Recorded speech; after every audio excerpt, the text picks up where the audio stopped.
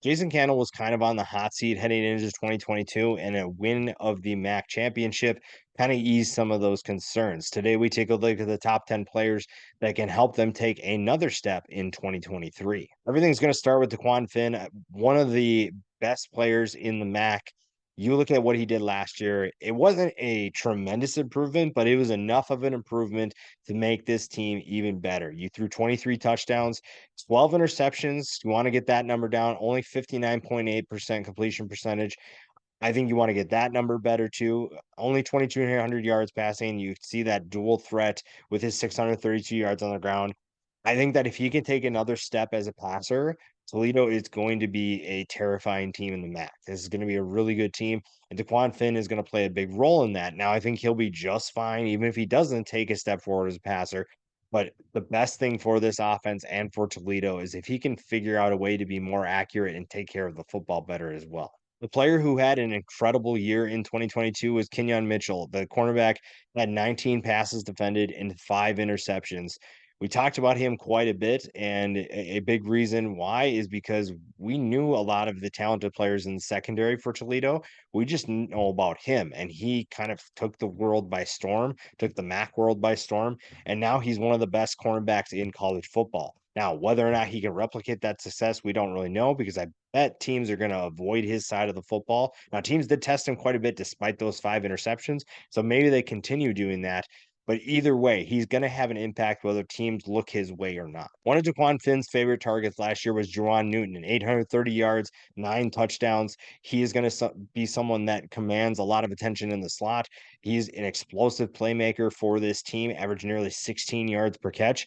And he's been doing that for a while, over 1,100 yards on his career, 12 touchdowns, and now he gets a chance to have his best season yet. Again, I think some of his production is going to stem from what does DEQUAN Finn do as a passer. And if he gets even better, they're going to find new ways to get Newton open. They're going to find new schemes that they can use because their quarterback can hit new throws. And Newton is a guy that benefits tremendously from that.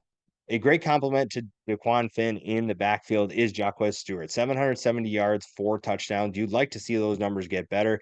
But again, a lot of that stems from what does Finn do to make this offense better? Can he open up this offense? And Stewart is someone who can take a step forward and be even more important.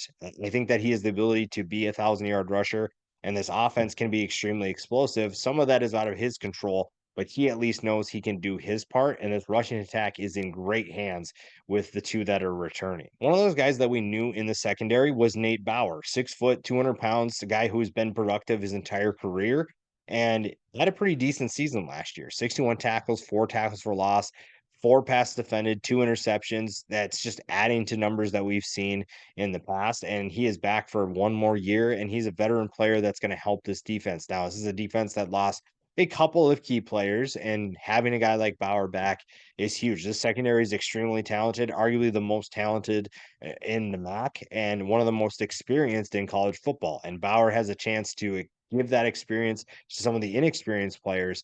And we're gonna expect good things from him because we've seen it from him in the past. Joining him in that secondary, a fellow safety, Maxen Hook, another guy who has been doing things for a long time for Toledo, and another solid year. You 4 passes defended, 2 interceptions, adding to his totals, and someone who can give that experience to a group that lost some key players. And I think that Bauer and Hook don't get enough attention in the MAC or in college football in general.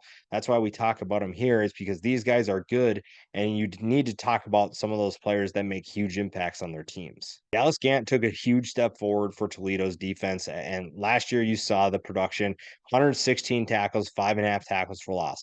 Now, it would be fun to see him take a step forward in terms of being more disruptive, but this was a unit that did that plenty, even if he wasn't doing it. Now, some of those key players are gone, but this is a group that finished 32nd in sacks and ninth in tackles for loss last year.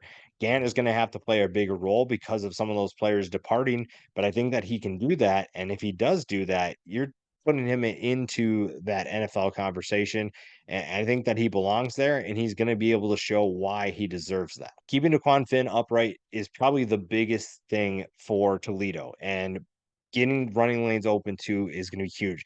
Nick Rossi is one of those guys that's going to help on the front line. He's an experienced player who brings a ton of veteran leadership to that offensive line. And we don't talk about the offensive line obviously enough, but this is the unit that will play obviously the biggest role in determining how explosive this offense can be. Another player with big time potential is Devin MADDOX. He's been producing for Toledo for a while now.